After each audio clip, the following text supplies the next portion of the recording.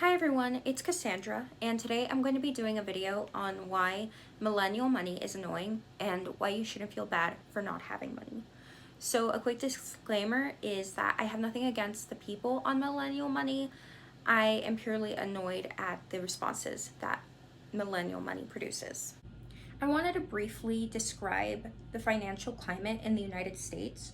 So, firstly, the median salary in 2018 was about $33,000, and the average rent price ranged from $1,078 to $1,343. And additionally, it's worth noting that there's no universal health care and that we are in a global pandemic that has obviously been affecting everything from healthcare to employment. But I wanted to examine the racial disparities in income and financial success. First of all, Black millennial households earn about 60% of what white millennial households earn. And additionally, when you're looking at white and Black families in general, white families actually have a net worth of $171,000 compared to $17,000 net worth of Black families.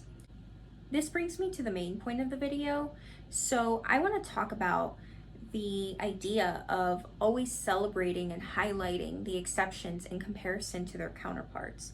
So essentially, the celebrating of people of color who are able to bootstrap their way into what is deemed successful in the United States.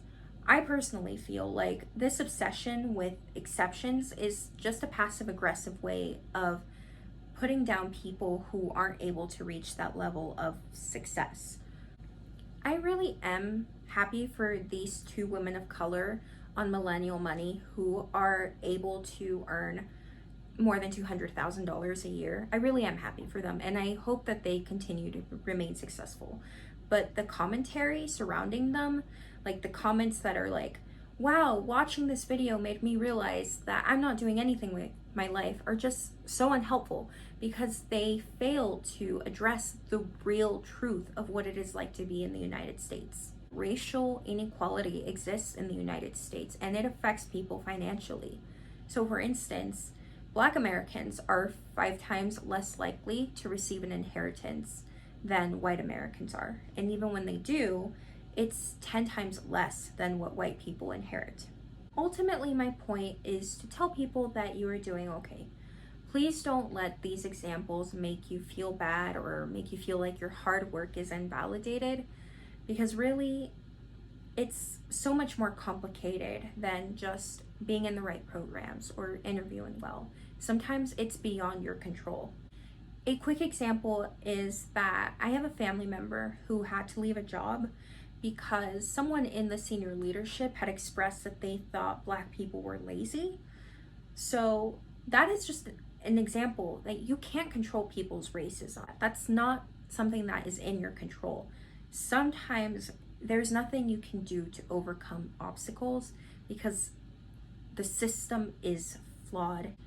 I'm not going to go into it very much because I feel like I've made my point, but there are circumstances that are beyond your control. And I'm going to link an article down below that discusses how parents are responsible for their children's success.